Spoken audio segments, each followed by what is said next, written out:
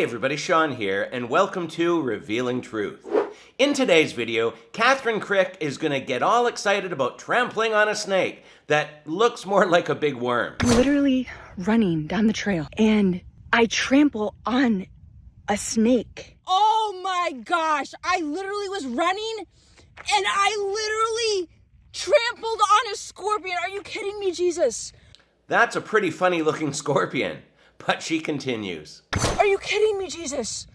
Whoa! This is half of a snake. This is literally half of a snake. It's literally cut in half.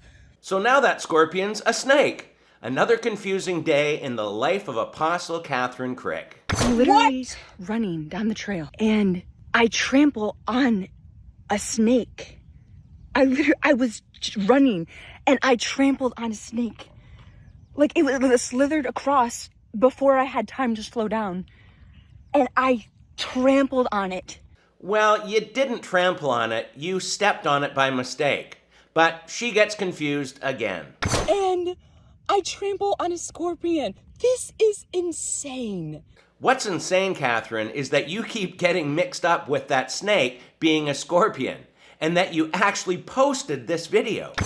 Okay, day number 2 in a row that God has completely shocked me. God, you are amazing. I have given you all authority over every demonic power.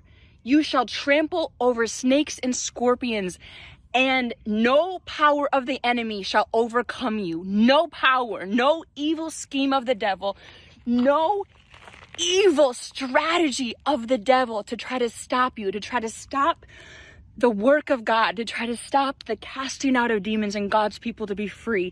Nothing can stop you. Nothing can stop you. You shall those snakes will come by you and try to bite you as you're running, and you will trample on them. Yeah, but scripture doesn't say snakes will try to bite you when you're running and you will trample on them. And going for a jog is hardly doing the work of the Lord. Truth is that the context of why Jesus chose to mention those two creatures isn't clear. Although Moses reminded the Israelites how God delivered them through the wilderness that had fiery serpents and scorpions in Deuteronomy 8:15. We do have the one example of when Paul was bitten by a viper and those watching assumed he would die, but to show the power of God with him, he shook it off into the fire. The passage Kathryn quoted was saying that even though the disciples were sent out as lambs amongst wolves to preach the gospel, nothing would harm them. But Kathryn is trying to make this seem like some prophetic act just happened. Yet it was just something that happened while running, and there was no show of God's power to anyone or for any reason. But unfortunately, her deceived followers acknowledge this as prophecy fulfilled.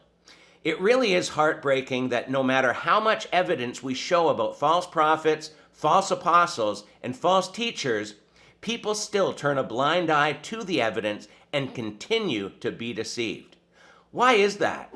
Well, a big part of it is, as 2 Timothy 4:3 says, and that a time would come when people would surround themselves with teachers to suit their own desires.